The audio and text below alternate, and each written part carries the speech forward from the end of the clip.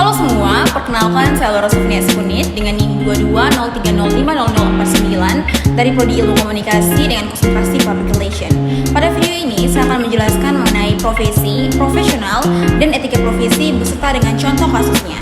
Selamat menyaksikan. Menurut buku Etika Public Relations oleh Syafruddin, profesi berasal dari bahasa Latin yaitu professeus, yang berarti suatu kegiatan atau pekerjaan yang berhubungan dengan sumpah atau janji yang bersifat religius.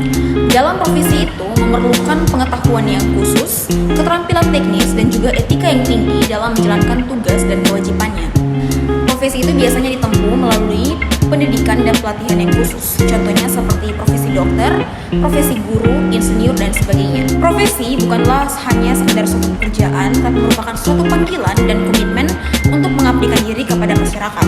Setelah kita mengetahui mengenai profesi, mari kita melihat apa itu profesional. Jadi, profesional itu merupakan orang yang mempunyai atau menjalankan profesi yang hidup dari pekerjaan itu dengan keahlian yang tinggi. Dalam melaksanakan tugas profesinya, para profesional itu harus bertindak secara objektif.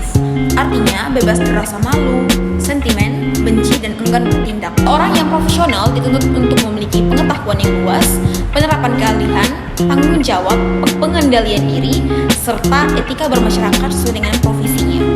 Dalam profesi terdapat beberapa prinsip yang perlu dijunjung tinggi. Di antaranya yaitu yang pertama adalah tanggung jawab. Setiap penyandang profesi harus memiliki rasa tanggung jawab terhadap profesinya. Ini meliputi tanggung jawab terhadap pekerjaannya dan tanggung jawab terhadap dampak dari pekerjaan yang sudah dia lakukan.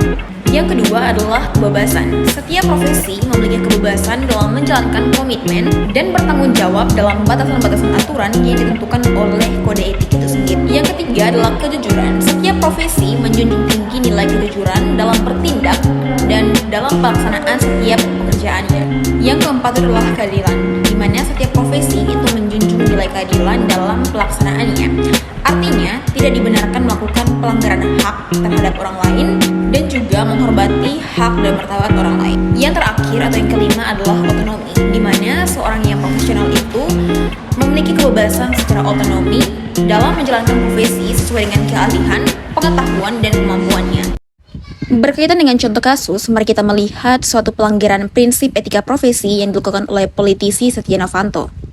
Setia Novanto merupakan mantan Ketua Dewan Perwakilan Rakyat Republik Indonesia yang menjabat di periode 2016 sampai dengan 2017. Kasus korupsi EKTP yang melibatkan Setia Novanto berkaitan dengan profesi dan profesionalitas dalam konteks politik dan kepemimpinan. Setia Novanto sebagai Ketua DPR saat itu menyalahgunakan kekuasaan untuk memperoleh keuntungan pribadi dengan melakukan tindakan korupsi dalam proyek EKTP.